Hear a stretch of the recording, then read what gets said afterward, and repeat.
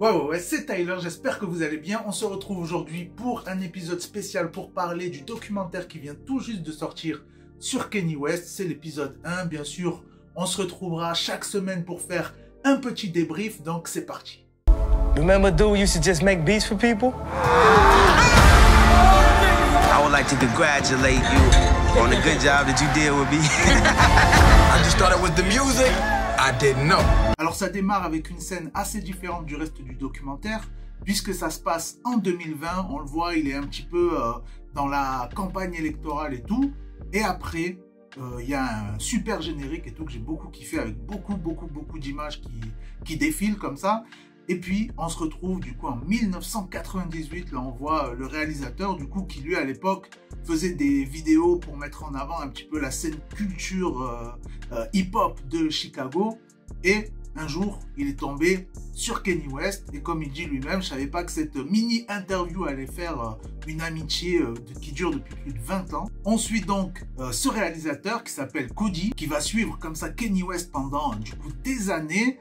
Là, on est en 1998 à Chicago. Après, ça évolue, ça passe un petit peu dans le temps, on se retrouve à New York. À savoir aussi que cet épisode 1 s'appelle Vision et qu'il y en aura deux autres pour le moment, puisque c'est écrit saison 1, donc on suppose qu'il y aura une saison 2, peut-être plus. Alors ce que j'ai trouvé super intéressant, c'est qu'on voit son arrivée à New York. Il est déjà un producteur reconnu, très reconnu, hein. On a plein de gens qui veulent travailler avec lui et tout. Et du coup, lui, il est dans un état d'esprit où il est un peu osef, voilà, il s'en fout, il veut vraiment faire ce qu'il aime, il veut parler de ce qu'il a envie de parler. Il le dit plusieurs fois dans cette première partie, qui va pas parler de choses qu'il connaît pas, il est tout à fait apte à faire du rap, même s'il vient pas vraiment du ghetto. Il dit à un moment, genre, c'est pas parce que j'ai tué personne que je suis pas apte à faire du rap. Et donc le fait qu'il soit déjà connu, ça lui permet en fait une certaine liberté, puisque en fait il a déjà des rentrées d'argent. Il a dit, j'ai pas besoin de sortir un album pour faire vivre ma famille, mais en fait, il a vraiment des ambitions de fou depuis le début. C'est pour ça que cet épisode 1 s'appelle Vision. Parce que voilà, il avait déjà sa vision, le gars. On a le droit du coup à pas mal de scènes intéressantes, beaucoup de moments assez intimes, j'ai trouvé. Vraiment, il se dévoile beaucoup. Il y a une scène qui m'a bien fait rire où t'as son cousin qui lui dit que t'as un gars qui veut lui prendre des beats, mais il veut pas payer. Donc, lui, il sort une métaphore, genre, c'est comme si tu vas dans un magasin de télé. Tu dis au gars, ouais, moi je suis le plus fort pour regarder la télé, vas-y s'il te plaît, passe-moi une gratuite, je suis vraiment trop fort pour ça.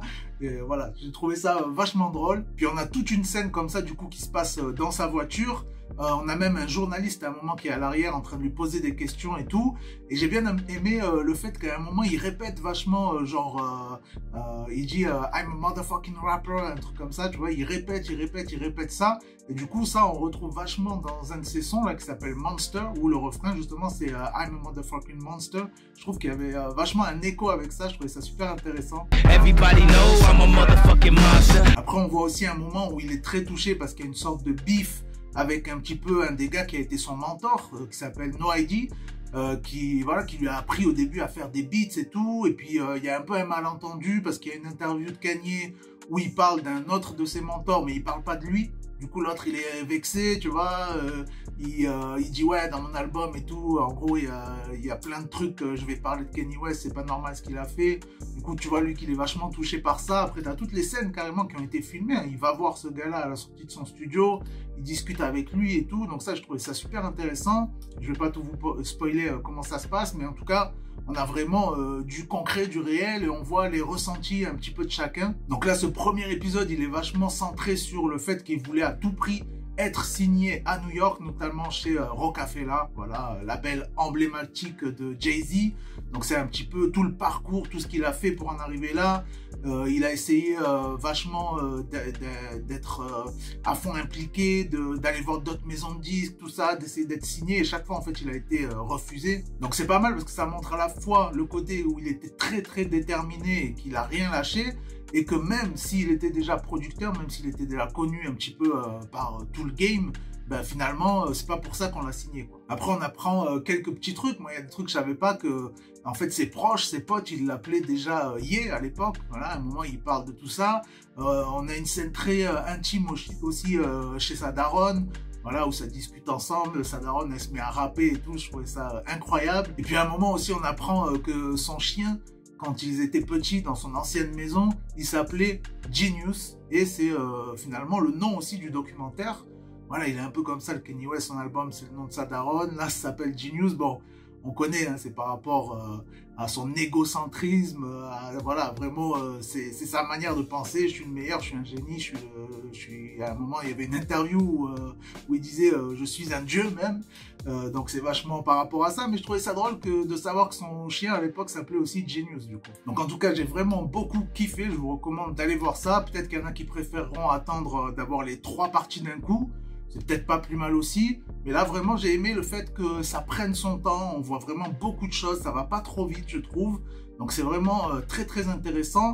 Après, un truc sur lequel je pense qu'il faut un petit peu se méfier, c'est que ça s'ouvre quand même, la toute première scène sur du coup l'élection électorale de 2020, et que le Kanye West il a toujours ça en tête, on l'a vu là dans cette première partie de documentaire déjà, il lâche jamais l'affaire, sur son Twitter, c'est toujours Kanye West 2024, donc il est toujours dans cette optique-là, hein. Faut pas l'oublier, et du coup, je pense qu'un documentaire comme ça, où on apprend beaucoup sur lui, où il y a un certain affect qui se crée, voilà, ce genre d'affect, ça peut faire qu'après, il va récupérer aussi des voix derrière, donc faut pas oublier qu'il est quand même plus ou moins un homme politique maintenant, mais en tout cas, ça reste un super documentaire pour cette première partie. J'ai vraiment hâte de voir la suite. Dites-moi ce que vous en avez pensé, si vous l'avez vu, si vous êtes d'accord avec moi, pas d'accord avec moi. Laissez un petit commentaire, un petit pouce, un petit like, on partage, on s'abonne. C'était Tyler.